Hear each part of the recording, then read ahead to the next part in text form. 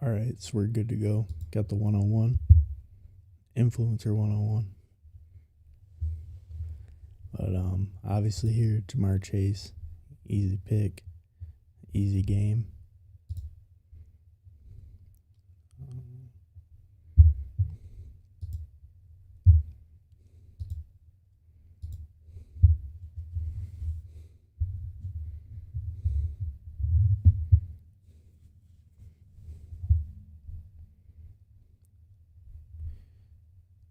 So I'm actually usually when I'm at the top of drafts, I actually usually would lean Justin Jefferson or CeeDee Lamb over the running backs in BBM.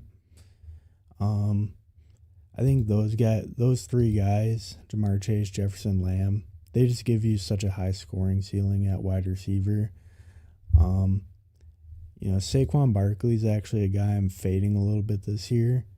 I just think his workload last year was just so big that I could just, I'm not gonna 100% fade him, but I could see him being more like a 4% guy for me. I think right now I'm at a 2%. Probably plan to be around 2 to 4% on him at the end of the year. Um, and Gibbs is actually probably my 101 at the running back spot. Um, I'm gonna refresh this so I can see my combos and everything.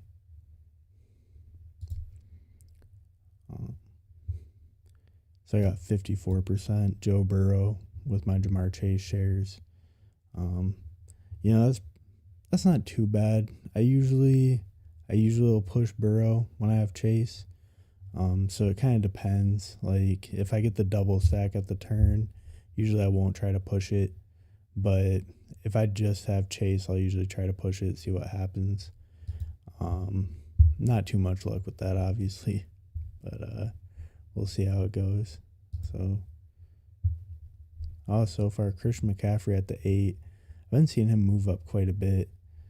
Amon-Ra at the 7. That's a little more surprising actually.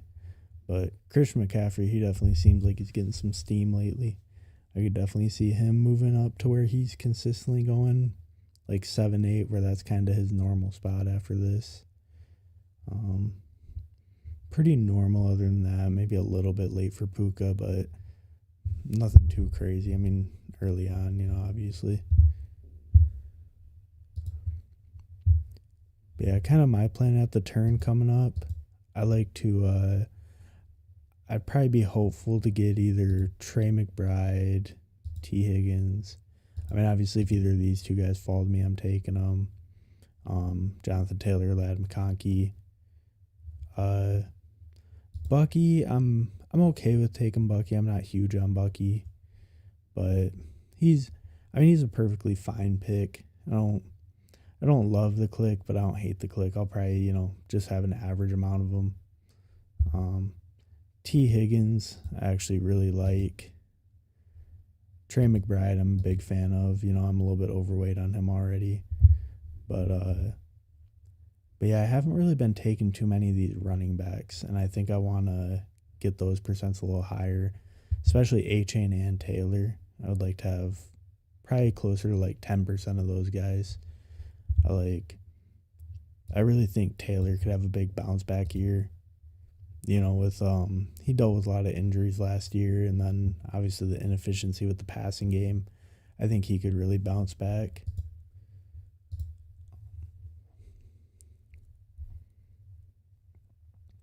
I mean, Trey McBride here, I'm always happy getting Trey McBride at the turn. I just think him and Bowers, it's just such a gap between them and the other guys. Like Trey McBride, realistically, he had 111 catches for 1,146 yards. I'll grab him right here. And then with my other pick, the Marvin Harrison double stack doesn't sound too bad with Chase. I'm a big fan of Rashee Rice. I like Jacobs a lot too. I'm actually gonna take Rice here. I'm a huge fan of Rice this year. Rice and Trey McBride, two of my favorite clicks in this range, just in general. Rice, he was on pace to be top 5 wide receiver at least in his 3 games last year. And I really think, like, with his health looking good in training camp and everything coming up, but like his health looking good over the spring and everything. I mean, if he's back fully healthy week 1, he's probably going more close to like Lad McConkey. He's probably going middle of the second, maybe even get up in the second some. I mean, you already see him steaming up. He was going in the 3-4 turns, sometimes in that 4th round range. And I could see with him, like, having good reports, not having any legal issues, moving all the way up, pushing Lad McConkey, A.J. Brown, even, like, Bowers. That wouldn't surprise me at all. With the pace he was on last year, I mean, he was on pace to, be right with these guys, right with Chase, Jefferson, Lamb, the way he started. And then, like I was saying with Trey McBride, like, he could easily be tight end 1 over Bowers. I mean, if the touchdowns break right for him, he gets more in that, like, even 8-9 touchdowns. But, like, if he breaks over that, I mean, he could easily be tight end 1 and clearly like, him and Bowers or just him could clearly separate from all the other tight ends on the board. And, they could completely lap the field. I'm a big fan of Bowers, too, at his ADP. I have 15% Bowers, 13% McBride. So I think either of them can really lap the field at tight end.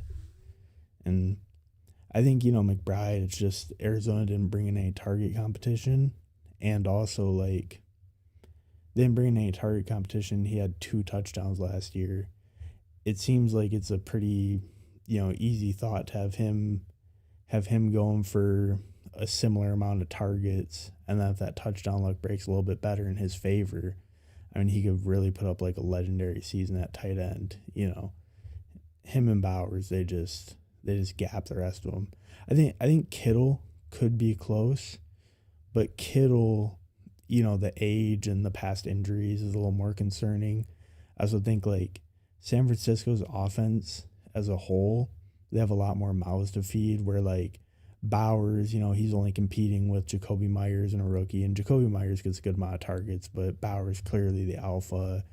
Trey McBride, Marvin Harrison could take a leap, but that's really the only other talented pass catcher on the team.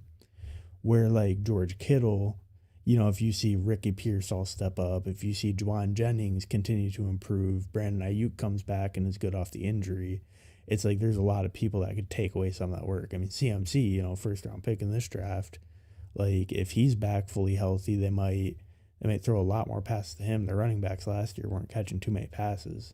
So, like, I could see Kittle, being right with these 2 guys, but I could also see it being a decent gap between them and him, even without any of them getting injured.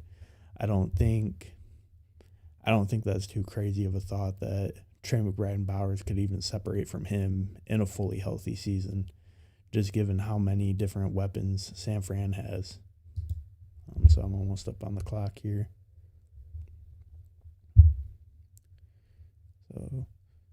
So I got 2 week 10 buys that were receivers, so I got to be cognizant of that.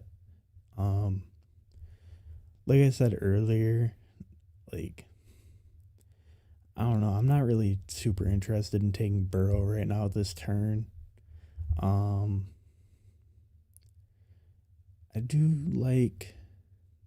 like Cortland Sutton. I think the receivers here just aren't great in general.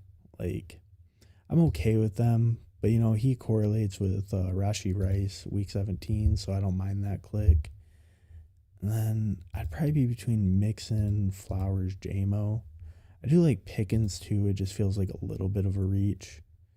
I think I'll get Mixon. What's this by week 6? Yeah, I'll get Mixon just to secure some of that running back firepower.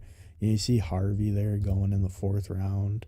The rest of it doesn't look too crazy by any means, but just a little bit concerning when you start seeing that come off the board. I don't want it to come back to me and I have no running backs left to choose from.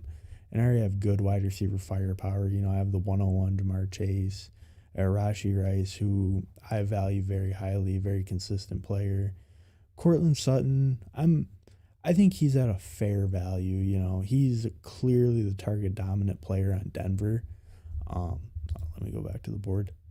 But he's clearly the target dominant player on Denver, and I think maybe he got a little bit fortunate with the touchdown rate last year, but I could definitely see him, putting up another really good season. Like, let me see, what do you have for touchdowns? Like 11 or no 8. Yeah, okay, so 8 touchdowns, 1,081 yards, 135 targets. The highest in his career by quite a bit. So I could see him taking a little bit less of a role in general. I guess maybe not like 8 touchdowns. I could see him repeating that. But I could see him just having a little bit maybe less target volume in general, which, I think even with that ascending offense though, like the Broncos are an ascending offense, I could see him pretty much returning value. It's hard to see him really beating value and getting, maybe he passes Smith, DK Hunter, these kind of guys, or maybe like DJ Moore if he's not as relevant in the offense. But it's harder to see him passing the guys that go kind of like in this 3-4 turn range. So I, okay with him at price, but not crazy about the pick. And then Mixon, I think his big issue is just health. Like, when he's healthy on that Texans offense, I see him actually, like, performing just as good as like these third round guys. I mean, his bigger thing is just, he's missed time consistently. He's not quite as like explosive maybe as some of these higher up guys like the James Cook, Breece Halls of the world.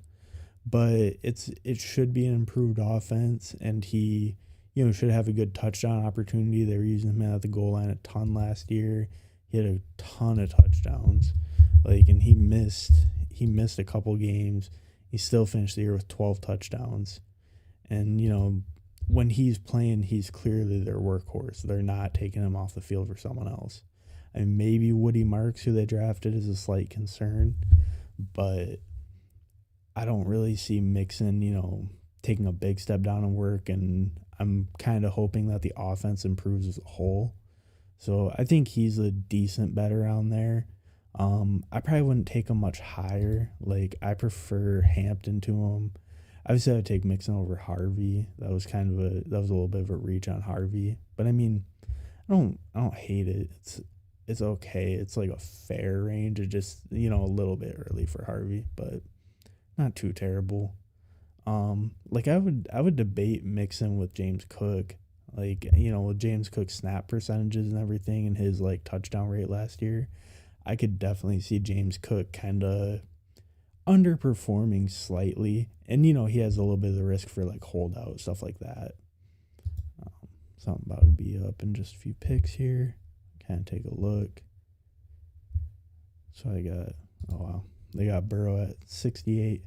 They have T. Higgins. They didn't even have T. Higgins. Great pick.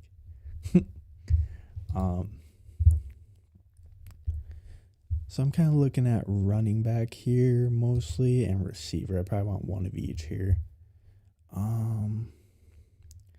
Debo I don't love. I'm a big fan of Quinshawn. I think that backfield is just his for the taking, like completely. Like, as you can see, I have 20%. That's quite a bit. I'm probably going to take Quinshawn here. By week 9. Good to go. And then I'll probably grab, I think, Ricky Pearsall. I really like Ricky Pearsall this year. I think, at the end of last year, he really showed some flashes of that first round level talent. And, with the San Francisco offense, I think, like, they have a really soft schedule, and I could definitely see him, improving, like from last year, because he missed almost all of camp. He had that shoulder injury, and then obviously he had the shooting that he dealt with. And it's just like, I think we could see a big leap from Ricky Pearsall in terms of, everything pretty much, routes, targets, yards, touchdowns. It wouldn't be too surprising to me at all to see him make a big leap. from year one to year two. So I think, you got really unlucky last year, but he still does have first round capital. Obviously, he's a little bit older prospect, so that's a little bit concerning. But it seemed like he was really coming on at the end of the year, getting a lot of targets, a lot of yardage. So I could definitely see him stepping up and having a big role in the SF offense, and especially with Brandon Ayuk dealing with his torn ACL. If he comes back slower to the year, maybe even starts the year on PUP or something like that, that might give Ricky Pearsall a big window to perform. And I think I think at his price, you're looking at kind of guys like, obviously guys like Golden, Jaden Reed, they have big upside too, but guys like Khalil Shakir, Stephon Diggs, Ayuk has upside, Diggs has some upside, but they're both coming off torn ACLs. Diggs is obviously older. Khalil Shakir really doesn't have upside. He's more like just a floor player to me. Like, not a bad pick, but he's kind of more build specific. Like, I wouldn't really pick him on a build where I took this much receiver power early. He's kind of more of a guy I would put on builds where, like, maybe I went more running back heavier, got elite tight end and elite QB, so I feel a little bit softer at receiver. I think he can be a good, like, floor guy for you. But upside-wise, week to week or full season, it's just hard to see unless he gets really lucky with touchdowns is kind of the only way. He plays on the Bills, so, like, maybe he could have a good touchdown year, but it would be hard to see him like vastly overperforming ADP by any means. I think he'll be consistent, but I just think the upside's lacking. Especially like this guy's ability started with two running backs, Marvin Harrison, Hunter, Waddle, Jerry Jeudy, Khalil Shakir. It's okay. Like I don't really dislike that pick for him, but I think with Jeudy and Marvin Harrison, and Marvin Harrison, Hunter, and Waddle are a little bit inconsistent week to week, but I mean, is a good amount of capital at wide receiver. So I don't hate the pick with that build, but I don't really love it either. It's he's a fine pick. He's just not great. But let's see what else is going on. Golden, Jaden Reed going back to back. That's why he's really interesting to me. I'm a little bit more in on Reed. I think you just look at his advanced analytics, and like you look at his yards per route run and just how efficient he was. I really think he has an opportunity with more. Just if he gets a little bit more snaps, even if he doesn't, if Jordan Love stays healthy, maybe the Packers offense as a whole improves. I think Jaden Reed can give you really big spike weeks and could overall like outperform his ADP by quite a bit. Okay, so my picks coming up. So yeah, I got Ricky Pearsall, so I actually really like this. The Chicago double tap. That's what I'm thinking here. I think that's the way to do it. Yeah, Chicago double tap. I actually really like that play on this team. So that gives you my QB1, Caleb Williams. And then Luther Burden, he's a guy, it's really tough to say with the Bears receivers in general right now, like who's going to fill what role, everything like that. But I just feel like he's a guy that could give you huge upside, like especially near the end of the year if he's able to, really grab onto a bigger role. I could see him having huge upside. Like he's a guy that in college he was kind of disappointing last year, but 2 years ago he was an amazing receiver on like a really bad team. He was, putting up monster stats, super young age for his breakout, pretty good athlete and everything. NFL standards, and obviously great athlete, but I could really see him like taking over maybe down the stretch or something like that, especially Ben Johnson. He doesn't seem super happy with DJ Moore. Ben Johnson's new head coach, that's the guy he picked. He inherited those other two guys, even though I do think DJ Moore and Rome Odunze are both super talented.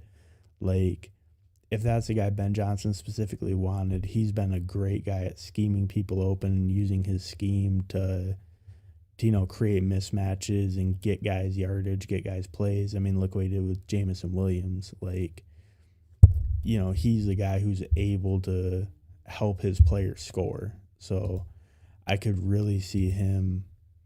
I don't know. I could really see him breaking out down the stretch, or even having a decent role right at the beginning. It wouldn't be that insane to see, And then Caleb Williams, obviously, I think Caleb Williams is just as talented as we thought he was. I think he had a poor offensive line, poor coaching last year. I could completely see him, just ascending to what we thought he could be. And he has the rushing upside. I mean, let me look at, Caleb Williams last year. He had 489 rushing yards. If he improves slightly in that, or just the passing improves as a whole, he goes up from 20 touchdowns, I could easily see him being pushing into the top 5 QB range. I mean, I don't know if I think that's pretty reasonable. I don't think that would be too far with how much he can run, and with the pass catchers and talent around him, along with Ben Johnson's scheme and game planning. I could see Caleb Williams finishing as a top 5 QB, and it's not too hard to see. I think he's a great pick, if you can get him stacked and everything, obviously. But I think just in general, he's a great pick. He is moving up a little, so his value isn't quite as good as it was, because I think he was going more mid 100s to 110 range, or at least I would see him fall to there a lot. Where now I don't really see him fall too much, and it seems like he goes right around pick 100. It does seem like some other quarterbacks are maybe pushing up. Well, in this draft, especially Brock Purdy. That seems early for Brock Purdy. Almost on the clock. Let me look. And 108, 99. He got taken at 99. It's not super early, I guess. Just, around though. Okay, so what else do I got? So Bo Nix is gone. I have SF. Okay, so all my QB stacks are gone. So I think I'm going to grab Bashal Tutin. I'm a real big fan of Bashal Tutin. I'll talk more about him in a second. Let me get Drake May first. I could go Kyle Williams, Drake May. It's kind of a tough call. I think I'm going to grab Bashal Tutin. I'd really like to get another running back in here right now before they dry up too bad. And Kyle Williams, he does seem maybe just a little bit, sorry about that. He does seem maybe just a little bit overpriced. I don't hate Kyle Williams ADP, but it seems like maybe the steam has gotten a little bit much. I mean, I guess he goes relatively close to those other rookie wide receivers in the second round, Trey Harris, Jaden Higgins, Jack Besh. So it's not too crazy. It's just the Patriots offense as a whole is a little bit hard to know kind of who's going to step up, who to buy into, stuff like that. I'm a big fan of Drake May. I think he's really talented. He has the rushing upside as well. I believe Drake May only played in 14 games, so Drake May had 421 passing yards, and then let me look real quick. Let me see how many games he played.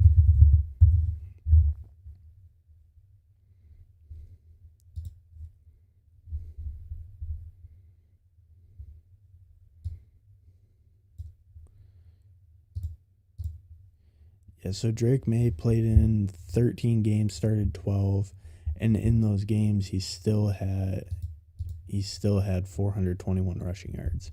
So I think his rushing upside is tremendous, and I think as a passer he showed a lot of potential. I mean, you have to think about who he was throwing to last year. His top targets were Demario Douglas, Kayshon Boutte, I guess Jalen Polk, not even really. He didn't do anything. Hunter Henry, obviously. But, he really had no weapons, terrible O-line. And I don't think that's all going to be just fixed this year. But I think even with some improvement, if he is really the player that at least I think he is, and I think a lot of people think he is, then he can elevate some of that talent that they've gotten in. And I think their offense as a whole could step up, and just his rushing ability will give you a floor that, not many QBs, especially in this range, can give you. Um, like CJ Stroud, JJ McCarthy can rush a little, but obviously we've never even seen him play football in the NFL yet. Jordan Love can rush some, but I don't think any of these four guys can rush like Drake May can, so they don't really give you that same floor. I think CJ Stroud is a good pick though. Like he has huge upside. His bigger problem is just like no real floor. If he has a bad game, it might be 6-7 fantasy points. If he gets no touchdowns and he's just passing, like his floor can be really low. And T-Law, he can run a little, but we've kind of been waiting for him to break out for a while now. Obviously they've got Travis Hunter, but T-Law's been in the NFL for quite a while now, maybe like 5 years now. So it is a little bit hard to see him really improving and everything. I mean, obviously they got the new offensive coordinator, new coach. So you would hope that the scheme fit is good. Liam Cohen from the Buccaneers. So, you would hope that improves T-Law, but that seems like a little bit more of a gamble to me. Or I feel like with Drake May, second year, he clearly showed he had the tools to, and he looked improved down the stretch. Like I'm really big on betting on Drake May this year. Okay, so let's see here. So I really like Tucker Kraft. Bye week is good, yeah. Okay, we're gonna grab Tucker Kraft. Yeah, I mean he had 707 and 7 last year. I could definitely see him improving. He's only a third-year player. It doesn't seem very hard to see him. Even if he improves slightly, I mean he's a good value right there. I mean, wow, right there, yeah. That's a decent amount after his ADP too. He's a good value right there. I should probably get Rashad White instead. Yeah, that's fine.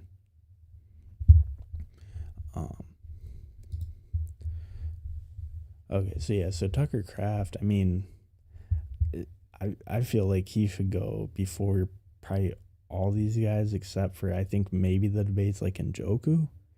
Like let me see, like Kincaid's not even close to him statistically. Yeah, 44 for 448. I mean, obviously Likely's not, but let's see, 42 for 477, 6 touchdowns. Deion Kraft had over 700 yards and 7 touchdowns. Like, I don't really see the case to take any of these 4 tight ends over Tucker Kraft. Njoku, I think, is debatable. He's been a little injured, but the main issue with him is the QB situation. If David Njoku had a legit QB, even like a middling QB that you could count on, I think David Njoku would go more like probably where Travis Kelce goes. I mean, David Njoku points per game, I think he was tight end 4 overall in points per game. I think he's a really talented, great player. It's just the situation around him is so poor. And obviously, you have Jerry Jeudy who's going to soak up a lot of targets. And I think the Browns want to be kind of a more run-heavy team in general. So him, it's more situational. But I could definitely see taking him over Kraft. I think that's debatable. But obviously, I got Kraft, a round later, basically. And then Rashad White, I was kind of thinking with my team build so I have Mixon, who's obviously just consistent, a little bit older, but consistent guy, bell cow for his team. I got Quinshawn, who's a rookie, should be the lead guy on his team, but, we don't really know. But obviously with draft capital and everything and who was already on there with just Jerome Ford, basically, you expect him to be the bell cow. Bashal Tutin, I'm a big believer in Bashal Tutin based on his college analytics profile, all that. But I could definitely see, they have Travis Etienne, they have Tank Bigsby. There's a chance Bashal Tutin starts the year slow, or maybe one of those guys really steps up and he never really takes over a main role. Maybe he's just like a change of pace type guy. At least he does have the home run ability, but if he's a change of pace type guy as my RB3, then, that doesn't feel great. But so kind of the thesis with that, with Quinshawn and him, since they're both rookies, might start a little slower, is Rachaad White, like, he's not really going to be a home run hit unless Bucky Irving gets injured or something like that happens. But Rachaad White has a consistent role day one. He's a good pass catcher. And, he gets used as, like, near the goal line as a pass catcher as well. So, like, I could see him, he just gives me a couple decent weeks at the beginning. I mean, maybe throughout the year, maybe he gets lucky 1 week, gets 2 touchdowns, something like that. But I just see him kind of being a guy who can give me consistent points, hit my lineup occasionally, especially if one of these two starts slow or even both of them. Okay. See, I would want to take Hunter Henry. I'm going to take Braylon Allen. I would want to take Hunter Henry stacked with Drake May. I feel like that's probably just a little bit too much capital at tight end, though, especially having already taken Tucker Kraft, who's not, like, really a punt tight end. I think I need a receiver here. So let's grab Alec Pierce. Alec Pierce is fine. Could grab Douglas, actually, yeah. Yeah, let's grab Douglas. Okay, and obviously Douglas is another guy, upside not that great, but he'll probably have a role in the offense. He might get a decent amount of targets. Like, I don't think he has huge upside or anything like that, but, if Kyle Williams really, like, isn't the guy and Drake May takes a step, I mean, Kyle Williams is a rookie, so if Drake May takes a step, someone has to be catching those passes. So I could definitely see DeMario Douglas having a decent year. Like a decent year and a couple decent weeks, not really a decent year where you're like, oh man, so great I had DeMario Douglas, but I could see him having enough of a role where he hits your lineup occasionally, maybe fills in on bye week, stuff like that. Gives you a decent score, especially if he gets in the end zone or something. Braylon Allen, I'm a real big fan of as a pick because I just think, with the Jets, there's a lot of talk, like new coaching staff, everything. They've talked a lot about having a committee, kind of seeing who's going to be the best out of, the running backs they have. So, like, and, Breece Hall, he's not really injury prone by any means, but he's dealt with some injuries. So, and obviously anything can happen, especially at running back. So, I really like Braylon Allen as a handcuff, big body guy. He could be used maybe a little bit more on the goal line. Really young guy, so like it wouldn't be surprising to see him improve from his rookie year to his sophomore year. I think he's a really good contingent bet, and I think on this team, I really like him because, well, one thing, he stacks week 17 with Drake May, so that's good with my Patriots. And then also just kind of with my build, this is kind of a build that I like in general at running back, where I kind of have my solid, like, workhorse guy, Joe Mixon, like, he's getting 90% of the carries on the Texans on what should be a pretty good offense. I got Quinshawn, maybe a little bit lesser offense, but, young, rookie, he has the potential to fully take over the backfield. Bashal Tutin, I think he has potential to take over that backfield. And even if not, if it is more of like a full committee and he's in the committee, at least he has the home run hitting ability. Like, he can get 10 touches in a week and hit your lineup. So, and then I got Rachaad White, kind of the guy maybe early season will help these rookies kind of come along. He'll score some points for me. Kind of filling bye week, stuff like that. Maybe I miss a guy for a couple weeks because of injury. Rachaad White can help fill that void. And then Braylon's kind of more just a contingent upside. I don't expect too much from him. Maybe he falls in the end zone 1 week and has a decent amount of yards. But he's more contingent on something happening to Breece Hall. But there is the possibility that the Jets do run a decent, like, committee approach, because they have spoken about that. I mean, I don't totally see it, but, if the Jets are more of a committee, I mean, then Braylon Allen is super undervalued because he goes around where guys are complete contingent picks, like Braylon Allen, like Roshan Johnson, or like the guys that are available after, like Devin Neal, Rico Dowdle, Justice Hill, Will Shipley, Jerome Ford. Dylan Sampson. Like, I don't really see any of them doing a ton this year, unless the star gets hurt. So with this pick, we're gonna go with Marshawn Lloyd. Yeah, that works out pretty good. Okay, so Marshawn Lloyd. We'll grab a receiver. Let's grab Coker. Yeah. I could grab Dontavian Wicks. He'll probably be there if he's there with the last pick, we'll take him. Coker, decent amount of week 14 buys, but those are my later end guys, so yeah, not super big deal because I'll have these 4 the other weeks. Marshawn Lloyd, kind of same thing, just contingent bet, like Josh Jacobs, he's dealt with some injuries, obviously, he's taken a lot of carries in his career. And Marshawn Lloyd is a guy they put decent draft capital into last year. He was a 3rd-round pick. He's big. He's fast. Super athletic.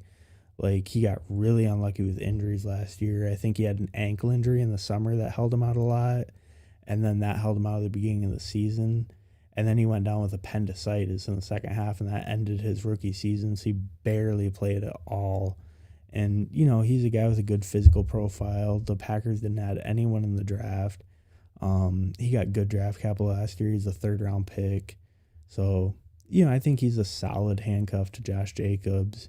And, he's just a contingent upside bet. But I think like him compared to you see Jarquez Hunter and Blake Corum, they go in the same round.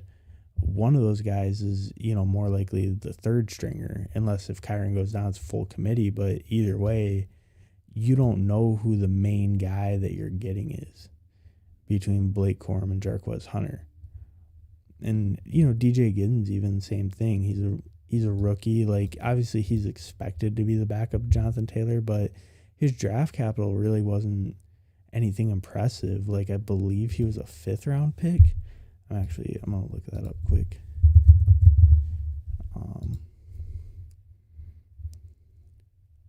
Yeah, 5th round, 151st pick. So, he's a guy I could definitely, I definitely would expect him to be the backup, but it wouldn't be too surprising to me if, maybe someone else emerges. I believe they have someone else decent on the team. Trey Sermon, possibly. Let me see. Oh, Khalil Herbert, that's right. They got Khalil Herbert still there. So, if Jonathan Taylor goes down, it wouldn't be that shocking to see Khalil Herbert have a role along with DJ Giddens. And, without DJ Giddens getting decent draft capital, he's a little bit hard to click right now. I still do take him some, but him, Hunter, Blake Corum compared to Marshawn Lloyd, I think Marshawn Lloyd has more secure role. He's more likely to kind of take over that backfield if anything were to happen to the starter. And then Jalen Coker, he didn't really have the draft capital. He was an undrafted free agent.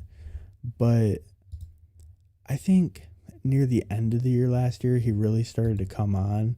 And he outproduced, Xavier Legette, who was their 1st-round pick. He was kind of looking like the best receiver on the team with Thielen down and everything, because Thielen got injured. And I don't have insanely high hopes for Jalen Coker, but I think when you're picking in this round, I'll take Wicks if he's there, but I think when you're picking in this, in the 17th round, I think there's a chance that Carolina improves as a whole as an offense, and he ends up being the number 2 behind Ted McMillan.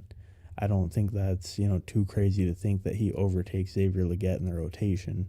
I think obviously Adam Thielen will be number 2 to start the year, but I think with Thielen, he's 35 years old now, I believe, and, he's dealt with some injuries lately, so I'm going to grab Wicks here. Down the draft.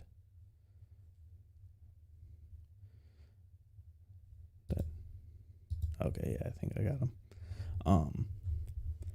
But yeah, I could see Coker having a decent role throughout the season. He's kind of a big play guy. Like, I could see him having a good role overall. So I'm gonna refresh it and then go over my team quick.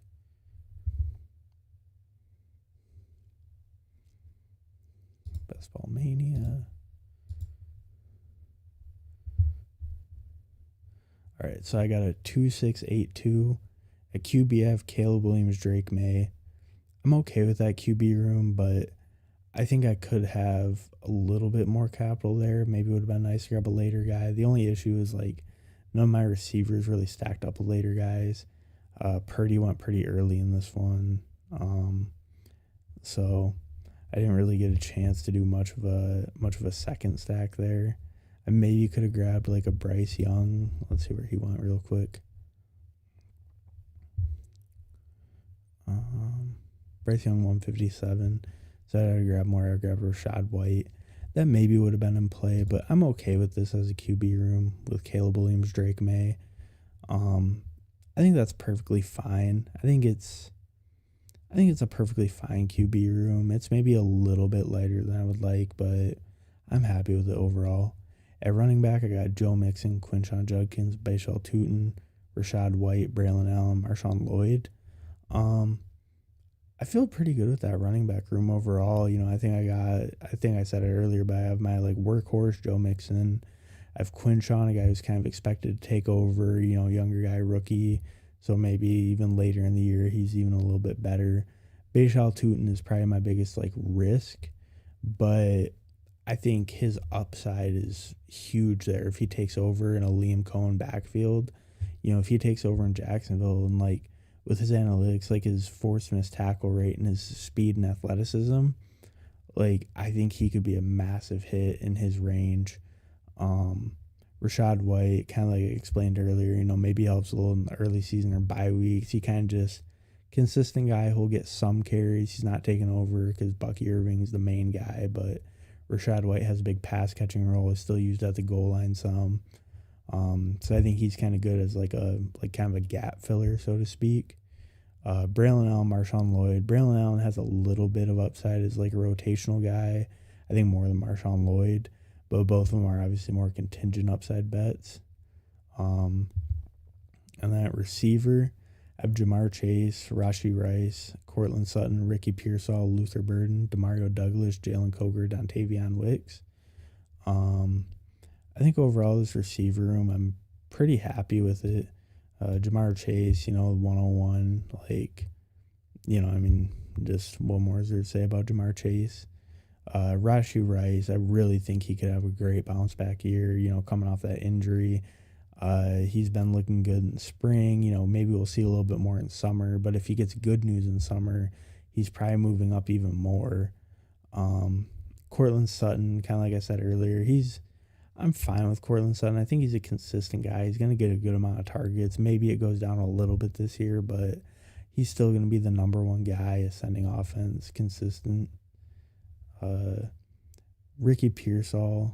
I'm a pretty big fan of Ricky Pearsall. I think he's a guy who came on late in the year, and then he can really he really showed improvement as the year went on, and he dealt with all that injuries in the summer, and then obviously like getting shot in the summer and missing the beginning of the season, and he really came on late in the season. So I could see him kind of taking over the lead role in San Francisco, especially if Brandon Ayuk's not healthy to start the year.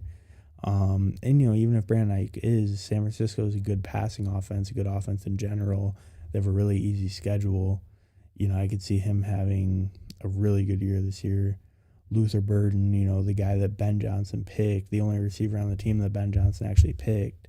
And I think Ben Johnson's a great offensive coordinator. I really believe in Caleb to take that next step. So I think that Burden could have huge upside, especially at the end of the year. And, I think Ben Johnson's the guy who will find ways to get guys open, and Luther Burden's like great with the ball in his hands. I think if Ben Johnson's finding ways to get him the ball, then he could have huge upside. Demario Douglas, he's kind of more just for having someone to stack with Drake May. I think he's a guy who he could get, let's see, he had 87 targets, 66 catches, 621 yards, 3 touchdowns.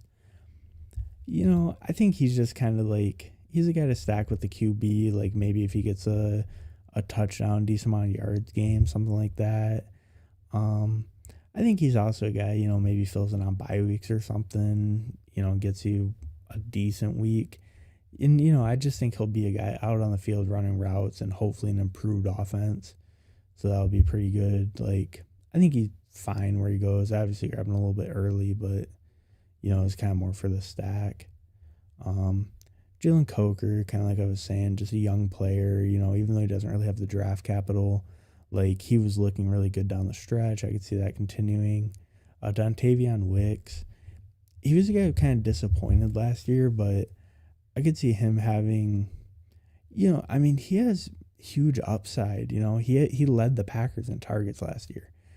It's like that's a really good offense, and he led the team in targets. It's just, he really didn't do much with them, and he really disappointed. But he's a guy who can get open. He's good at running routes. He just, I don't know, the catching skills are not there. But in the very last pick of the draft, like obviously you're not going to pick a superstar, but it's like I think he has a lot of upside for going at the very end of the draft. Trey McBride, Tucker Kraft, I feel great with that tight end room. Both young ascending players on good offenses. Trey McBride, obviously you're just hoping the touchdowns break a little bit better for him. Tucker Kraft, I think he's just a value where he goes, even based on last year's results. Like, I could see Tucker Kraft, if he improves at all, he's a smash value. Like, he's a good value with last year's stats. So, obviously that didn't gold him, but if that improves the offense as a whole, like, I don't know. I could see Tucker Kraft just having a great year overall. He's already a value, and if he improves at all, then he's a crazy value. But overall, yeah, I'm pretty happy with that team. I think maybe I could have done a little bit more at quarterback, but I don't know. I would have had to swap out Rachaad White for Bryce Young probably. I'm pretty good with this team overall. I like this team overall. Pretty happy with how it turned out actually. But yeah, that's it for me. Hartman Fantasy Football. So this is my first stream, so plan on doing a lot more. If you guys are, if anyone watches this after or anything, let me know in the comments. Anything like I can improve on the stream, anything, I don't know, just any comments you got, anything like that, any player takes I had that were trash, anything like that, what you thought of the team. But yeah, let me know, and I'll be back. I'll be doing more all summer. So, peace out.